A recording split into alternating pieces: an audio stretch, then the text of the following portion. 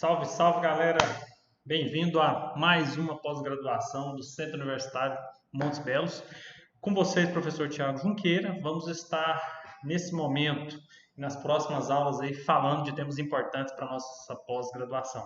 Só lembrando, essas aulas estão sendo gravadas, né? Então nós vamos ter a possibilidade aí de debater vários temas que vão ficar salvos aí por vocês na plataforma. Você pode assistir mais de uma vez. Sou professor da casa há algum tempo, ministrando aí disciplinas na graduação, na pós-graduação. Como bem dito, meu nome é Tiago Junqueira, vou estar com vocês nesse primeiro momento, né? Nesse módulo específico, nós temos aí que aprender muitos temas relevantes, especificamente relacionados ao direito imobiliário, ao direito ambiental, e é importante aí nós fazermos uma apresentação. Só fazendo observação, pessoal, como as aulas estão sendo gravadas, em virtude do tempo, não temos condições aí de editar, uma vez que todos os professores, bem como vocês, estão aí com várias atividades do dia a dia. Então, se houver algum erro, já vai desculpando o professor, eu vou fazer a correção aqui já ao vivo, né, sem cortes, ao vivo sim, né, sem interrupções. Então, vamos aqui. Meu nome é o professor Tiago Junqueira, ministro de disciplinas na graduação e na pós-graduação, e também, né, sou especialista em direito processual penal, processual civil, administrativo, constitucional, registro público, em direito público, sou mestre em desenvolvimento regional pelo Centro Universitário Alves Faria, sou doutorando em direito público pela Universidade de Estácio de Sá do Rio de Janeiro, bem como faço um outro doutorado também em educação pela PUC Goiás. E também sou delegado de Polícia Civil, atualmente sou delegado regional, respondendo ainda do ponto de vista administrativo por 24 cidades e também atuando diretamente na cidade de São Luís de Montes Belos, Firminópolis e outras cidades aqui. Então, nosso tema de hoje específico é falar um pouco sobre como funciona o nosso sistema registral imobiliário no Brasil. Só lembrando, pessoal, nós temos nesse primeiro momento que já fazer anotações quanto às legislações que nós vamos utilizar nessa aula. Nós vamos utilizar a Lei 6.015 de 73, depois a Lei 8.935 de 94, que é considerada a lei dos registradores e notários do Brasil. No primeiro momento, essas duas legislações são de extrema relevância, que os senhores deem uma olhada, principalmente na 8935, uma vez que ela traz um panorama geral para que vocês entendam como é o funcionamento do nosso sistema registral imobiliário no Brasil.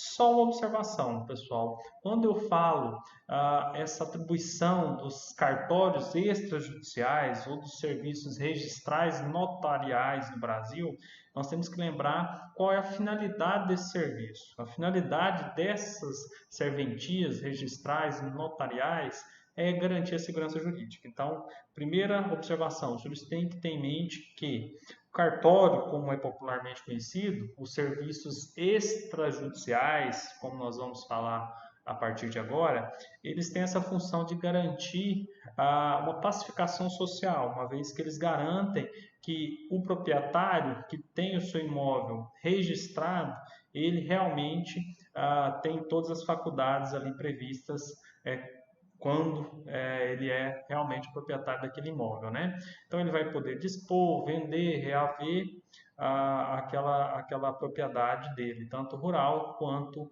urbana. Então nós temos aqui que fazer uma digressão histórica quanto à origem, né, desses serviços registrais e notoriais. Esses serviços eles são desempenhados em caráter privado. Então, primeira observação, quem é oficial de cartório, né? Tanto registro civil, registro de imóveis, registro de pessoas jurídicas, RTD, que é o registro de títulos e documentos, os cartórios de protestos, eles são delegatários de uma função pública, né? De uma atividade pública.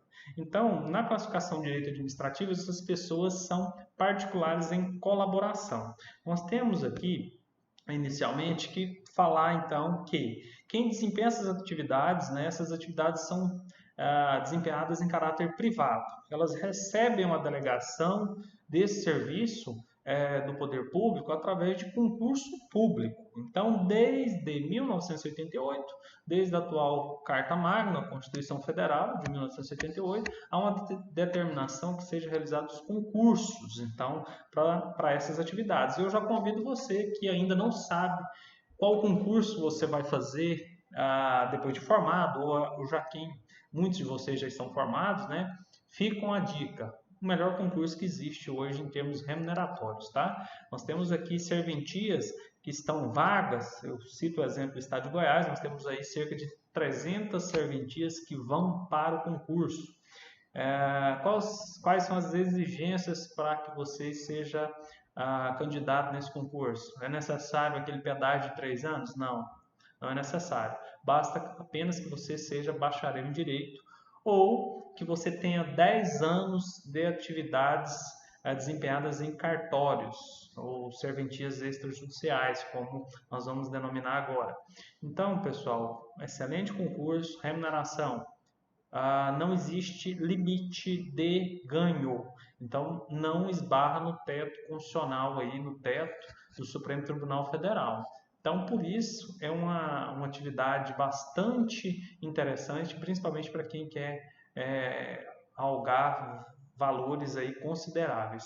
A título de exemplo, nós temos aqui serventias que vão para o concurso no estado de Goiás, que mensalmente elas vão superar a cifra de R$300 mil para a pessoa que conseguir ser aprovado nas primeiras posições. E, logicamente, é um concurso concorrido, mas nada impede que nós, né, porque eu também ainda continuo fazendo esse tipo de concurso, uma vez que, como eu disse, sou delegado de polícia civil, no entanto, como é uma remuneração considerável, também ainda continuo estudando para ele. Eu tenho aqui, então, que fazer essa observação. Então, é uma delegação de serviço público, né? O ingresso é feito no primeiro momento, quando a gente fala provimento inicial por concurso público, né? De ingresso. Eu tenho aqui uma fiscalização exercida não pelo Estado, mas sim pelo Poder Judiciário. Então, o Poder Judiciário que detém essa competência de fiscalização das atividades extrajudiciais ou cartórios, né? Eu tenho, como eu já disse, a Lei 8935 de 94, né? Ela é uma lei que foi introduzida no sistema normativo brasileiro para regulamentar o artigo 236 da Constituição Federal, que fala sobre as atribuições e atividade extrajudicial no Brasil, e eu tenho a remuneração aqui dos servidores, ou seja, desses delegatários, né? Na verdade, são delegatários, não são servidores públicos, através de recebimento dos emolumentos, né? Emolumentos são todas aquelas taxas que nós pagamos. A classificação tributária, né, dos emolumentos é uma classificação que o Supremo Tribunal Federal pacificou. Então, essa atividade ela é remunerada através de taxas, que aqui recebe o nome de emolumentos. Há uma determinação também constitucional que essas serventias, esses cartórios extrajudiciais, eles sejam preenchidos através de concurso público, que deveriam ser realizados a cada 6 meses. Isso é uma determinação constitucional, né? Mas infelizmente não é cumprido por grande parte dos estados brasileiros. Fazendo outra observação, cada estado brasileiro tem autonomia para a realização de concurso. Então, eu tenho um concurso a nível estadual. Então, eu tenho 26 unidades da federação. Cada unidade da federação, então, deve realizar o seu concurso com certa frequência. A determinação da Constituição Federal é que nenhuma serventia extrajudicial fique vaga por mais de 6 meses. No entanto, não é cumprido, né? Uma vez que, a título de exemplo, nosso estado de Goiás, o último concurso ele foi no ano de 2008. Imagine só quantos anos que nós não temos concurso para oficial de cartório aqui no estado de Goiás, para serventias extrajudiciais, né? Daí, então, a grande demanda pela realização desse concurso, onde os senhores já estão aí tendo uma noção geral de quais são os requisitos para que os senhores amanhã prestem esse concurso e também a informação quanto a remuneração. Então, nós somos remunerados, os oficiais de cartório, nós não, né? Os oficiais de cartório, eu ainda não. Futuramente, quem sabe, se Deus abençoar e o nosso esforço aí for compensado, você é remunerado através de emolumentos. Então, os oficiais são remunerados através desses emolumentos, que são essas taxas que nós pagamos quando você vai tirar uma certidão lá do imóvel, ou mesmo a realização de atos aí da vida civil, habilitação do seu casamento, né? Só lembrando, nós temos aí uma imunidade constitucional quanto à certidão de nascimento e óbito. No Brasil, ninguém paga por primeira via, né, dessa certidão, seja de óbito ou de nascimento. Então fica aqui no primeiro momento essas observações. Nós vamos agora abordar outros tópicos aqui relacionados então às atividades extrajudiciais, ou seja, os cartórios extrajudiciais popularmente conhecidos.